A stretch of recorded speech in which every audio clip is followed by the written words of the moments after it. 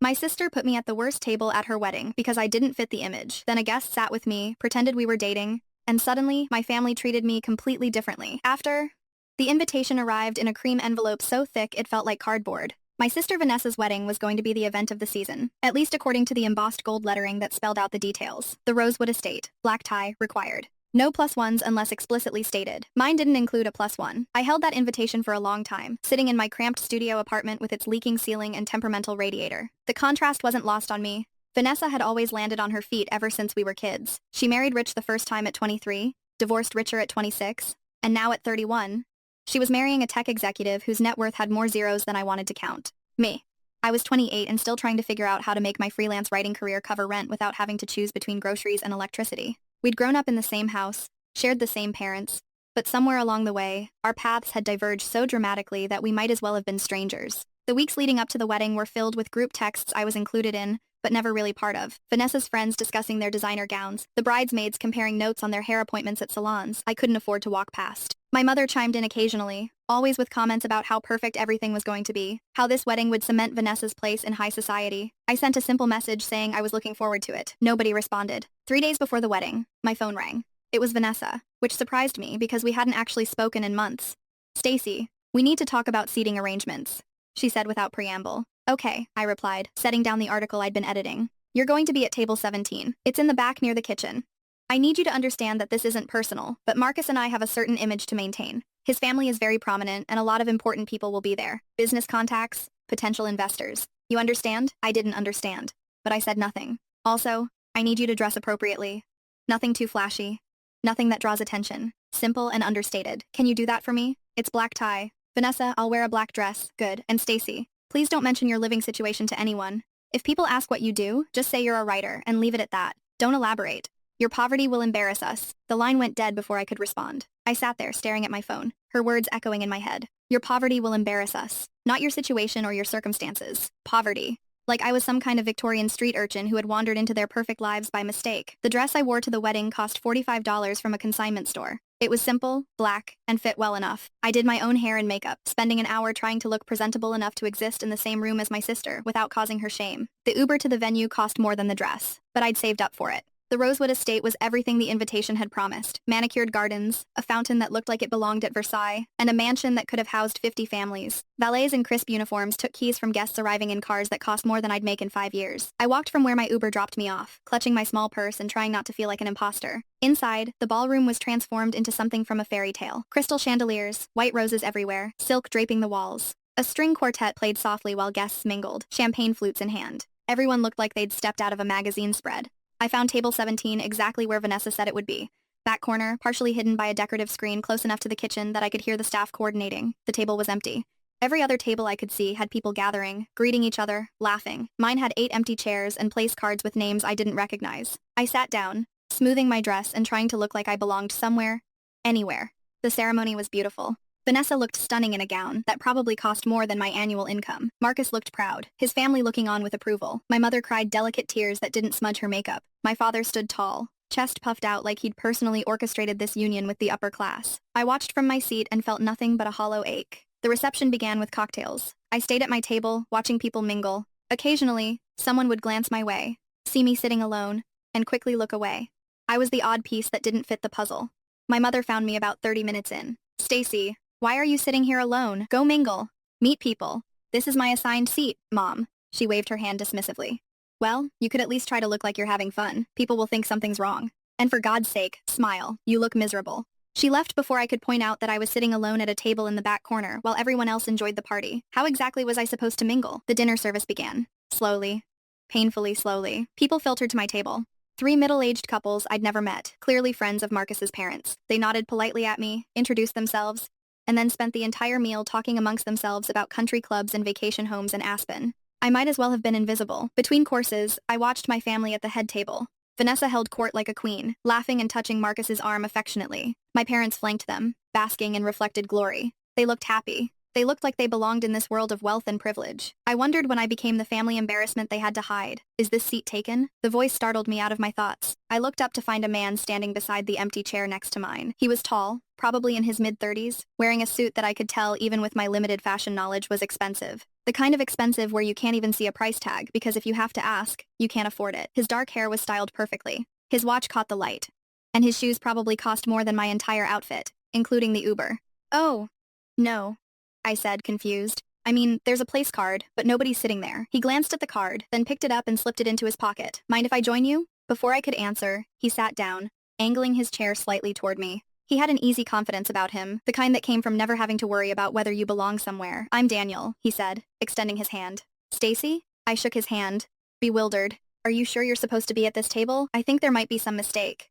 No mistake. He smiled, and it was warm, genuine. I saw you sitting here alone and thought you could use some company. Plus, honestly, the conversation at my assigned table was putting me to sleep. Tech brothers talking about their latest app developments. I told them I needed to take a call and never went back. Pretty sure they didn't even notice. So, you came to the reject table in the back? He laughed. Is that what this is? I thought it was the VIP section. Private, away from the chaos. Despite myself, I smiled. That's one way to look at it. Daniel leaned in slightly, his voice dropping. Okay, here's the truth. I noticed you earlier sitting alone, and you look like the only interesting person in this entire overblown production. Everyone else is either networking or showing off.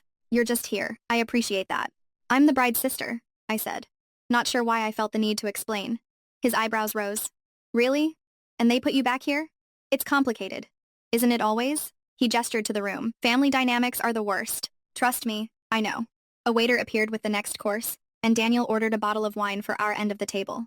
The older couples barely acknowledged us, too engrossed in their own conversations. It felt like Daniel and I were in our own bubble. So, he said after the waiter left, what's your story, Stacy? And please don't give me the sanitized version people use at events like this. Give me the real one. I hesitated. Vanessa's words echoed in my head. Don't mention your living situation. Don't elaborate. Your poverty will embarrass us. But something about Daniel made me want to be honest. I'm a freelance writer. I live in a studio apartment with a leaking ceiling. I took an Uber here because I don't have a car. I'm wearing a $45 dress from a consignment store, and my sister put me back here because my poverty might embarrass her in front of all these important people. The words stumbled out before I could stop them. I expected him to make an excuse and leave, or worse, give me that pitying look people do when they realize you're struggling. Instead, he nodded slowly. Your sister sounds like a piece of work. I laughed, surprised. That's one way to put it.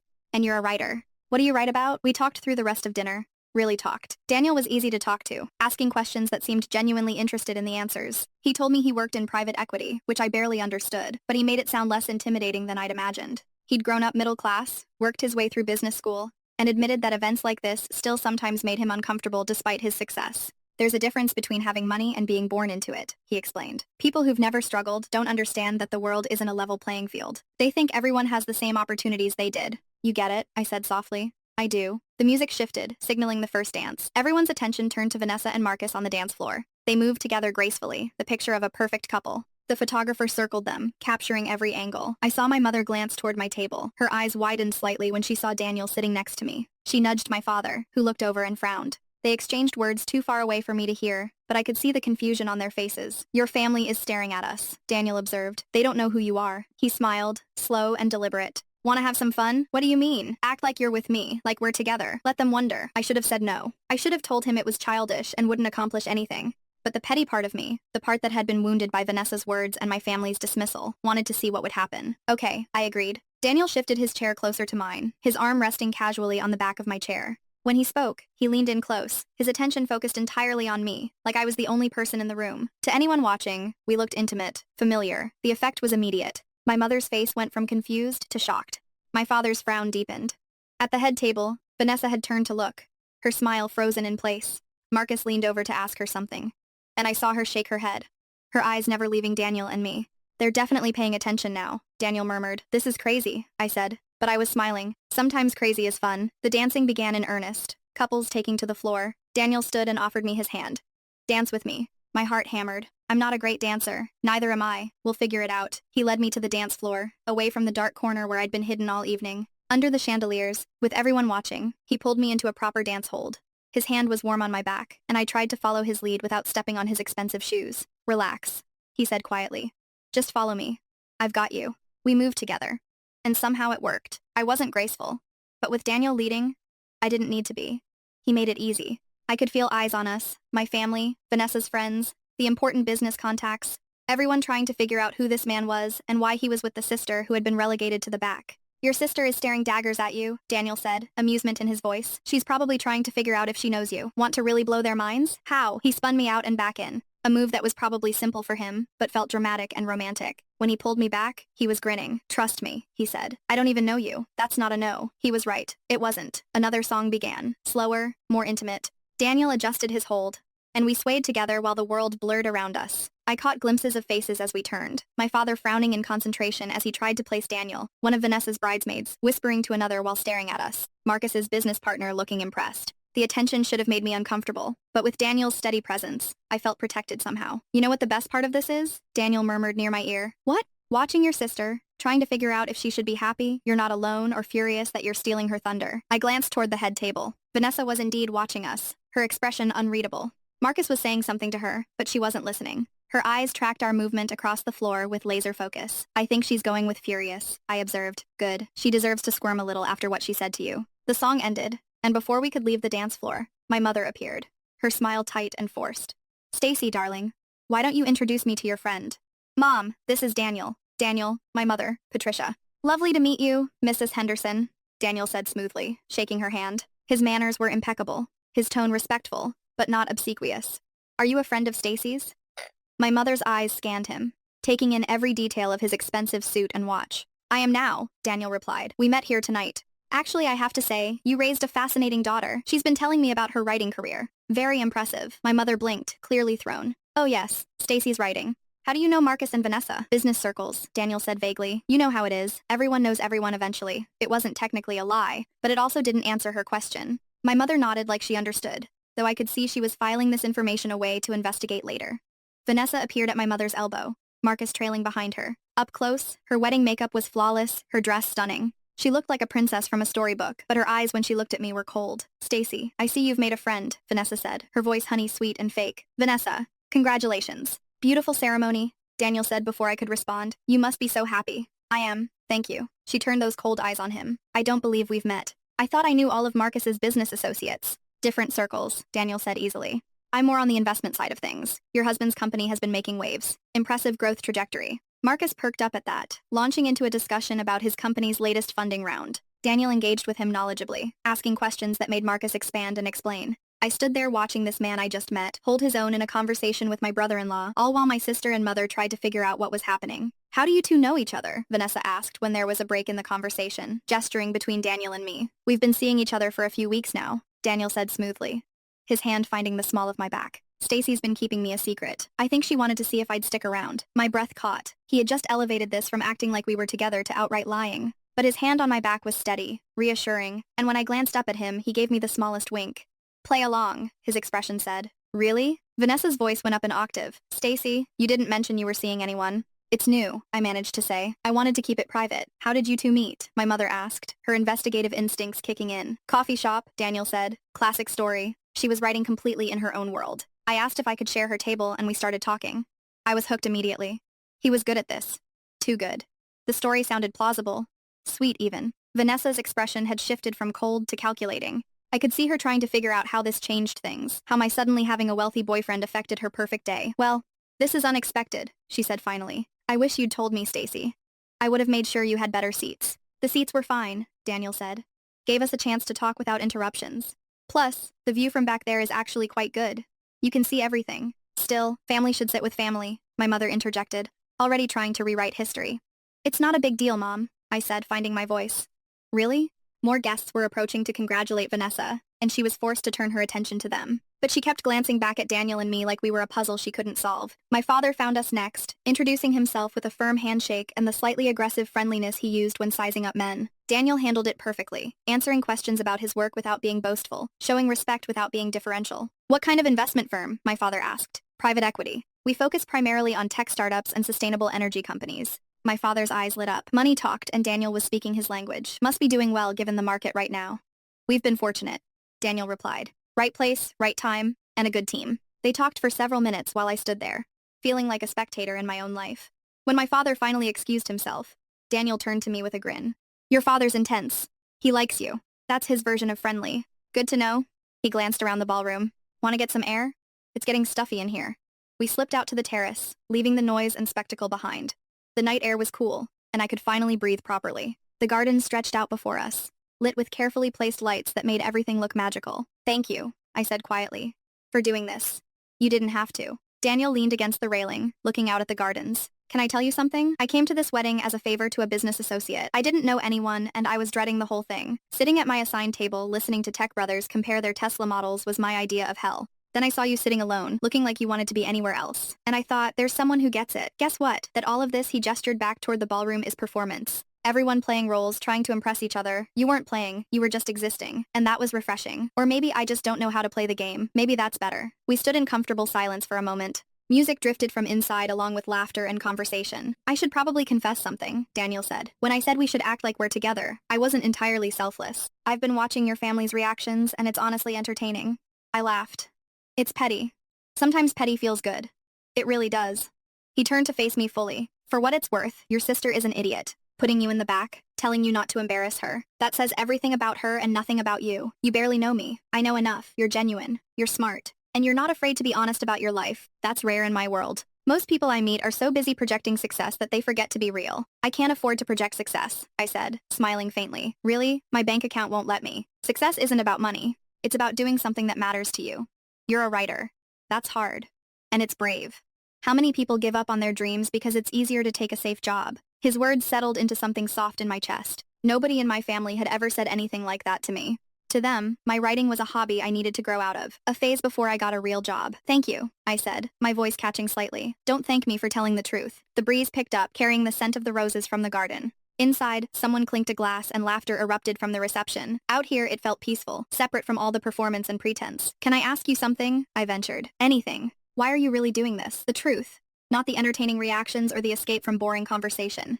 What made you decide to spend your entire evening with a stranger? Daniel was quiet for a long moment, his gaze fixed on the distant lights of the city skyline beyond the estate grounds. When he finally spoke, his voice was softer than before. About 6 months ago, I went to a charity gala. Big event. Everyone important was there. I was at the height of closing a major deal, feeling successful, accomplished, and this woman came up to me, beautiful, sophisticated, said all the right things. We dated for 3 months. He exhaled.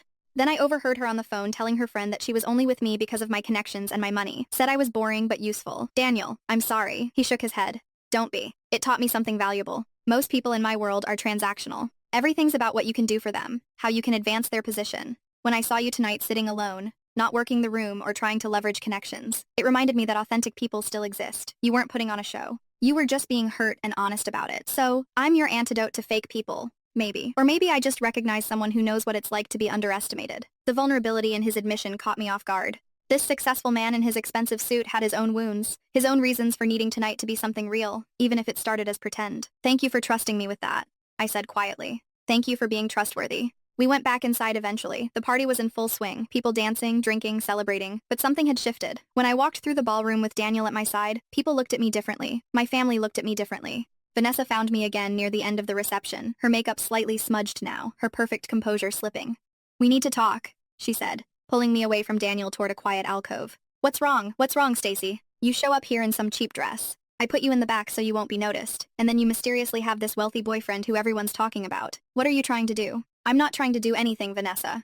You're the one who hid me in the back because you were ashamed of me. I wasn't ashamed. I was being practical. You don't understand the kind of pressure I'm under. The expectations Marcus's family has. This wedding had to be perfect, and you would have ruined it. She looked away. You don't fit in this world, Stacy. You never have. I was trying to protect you from feeling out of place by making sure I was out of place, by telling me my poverty would embarrass you. I didn't mean it like that. How did you mean it? She didn't have an answer. Or maybe she did, but she couldn't say it out loud. The truth was that Vanessa had always seen me as less than, as the sister who didn't measure up. And tonight, when I'd shown up with someone who made her question that narrative, it had thrown her entire worldview off balance. Is he real? She asked finally. Daniel, are you really together? Or is this some kind of game? I could have told her the truth, that Daniel and I had met tonight, that we'd manufactured this entire thing to mess with her. But looking at her face, seeing the genuine confusion and frustration, I realized something. It didn't matter. Whether Daniel and I were real or fake, whether we stayed in touch after tonight or never spoke again, the point had been made. I wasn't the embarrassment she'd tried to hide. I was worthy of respect and attention regardless of my bank account. Does it matter? I asked. Of course it matters. You're my sister. Am I? Because it hasn't felt like it. Not tonight. Not for a long time. Vanessa's eyes glistened with tears, though I wasn't sure if they were genuine or performative. She'd always been good at crying when it suited her. "I'm sorry," she whispered. "I'm sorry if I made you feel bad. This wedding, everything, it's been so stressful. I just wanted everything to be perfect. It was perfect, Vanessa. You got your fairy tale. Congratulations." I left her standing there and went back to Daniel. He was chatting with Marcus, but he looked relieved when I appeared. "Ready to go?" he asked. "More than ready." We said our goodbyes, Daniel collecting business cards from several people who wanted to continue the conversation about investment opportunities. My parents hugged me goodbye, my mother holding on a bit longer than usual, whispering, "Bring him to dinner soon. We'd love to get to know him better." I promised nothing. Outside, Daniel's car turned out to be a sleek black sedan that probably costs more than I'd make in a decade. He opened the door for me, and I slid into leather seats that felt like butter. "I can call an Uber," I said. "You don't have to drive me home." "Stacy, I'm not going to let you Uber home at midnight." What kind of fake boyfriend would I be? I laughed, some of the tension leaving my shoulders. A pretty terrible one, I guess. He drove through the dark streets, the city lights blurring past. I gave him my address, and if he had any thoughts about my neighborhood or the building with its chipped paint and broken security lock, he didn't show it. When we pulled up outside, he put the car in park and turned to face me. "Thank you for tonight," he said. "I know I kind of ambushed you with the whole fake relationship thing, but you played along perfectly. Your family's faces were priceless. Thank you for doing it. You didn't have to be nice to me or sit with me or any of it, but you did, and it meant more than you probably know. Maybe we could do it again sometime," he said, without the fake relationship part. Just as two people who get coffee and talk. My heart skipped. Really? Really? He pulled out his phone. "Can I get your number?" I gave it to him, watching as he saved it. This man, this successful, charming man who had just spent hours pretending to be my boyfriend to mess with my family, wanted to see me again. "I'll text you," he promised. "And Stacy, don't let anyone make you feel less than you are. You're worth more than they see."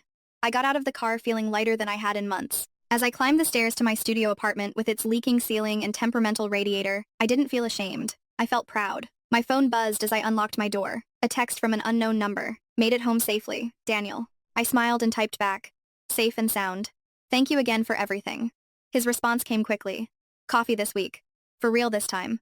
I'd like that. I fell asleep that night thinking about everything that had happened. The wedding, my sister's cruelty, my family's shock, and Daniel's unexpected kindness. But mostly, I thought about the fact that for the first time in a long time, I felt seen. 3 days later, Daniel texted me an address for a coffee shop. I showed up nervous, half expecting him not to be there, for this to have all been some elaborate joke. But he was there, sitting at a corner table with 2 coffees already ordered. He smiled when he saw me, and it was the same genuine smile from the wedding. "Hi," I said, sliding into the seat across from him. "Hi yourself." He pushed one of the coffees toward me. "I got you a latte. Hope that's okay." "It's perfect." We talked for 3 hours about writing, about his work, about our families and our childhoods. He told me about growing up with parents who'd struggled to make ends meet, about working 2 jobs through college, about the guilt that sometimes came with success when you remembered where you came from. I told him about Vanessa, about always feeling like the lesser sister, about the day I decided to pursue writing even though it meant financial instability. "You're brave," he said, "braver than you give yourself credit for." I don't feel brave. I feel like I'm barely holding on most days. That's what brave is. Holding on when it would be easier to let go. Coffee turned into lunch. Lunch turned into a walk through the park. By the time he dropped me off at my apartment again, the sun was setting. "Can I see you again?" he asked. Yes. Over the following weeks, we fell into a pattern. Coffee dates, dinners at places I couldn't afford, but he insisted on paying for long walks where we talked about everything and nothing. It stopped feeling like gratitude for what he'd done at the wedding and started feeling like something real. My mother called regularly now, suddenly interested in my life, asking about Daniel, dropping hints about family dinners.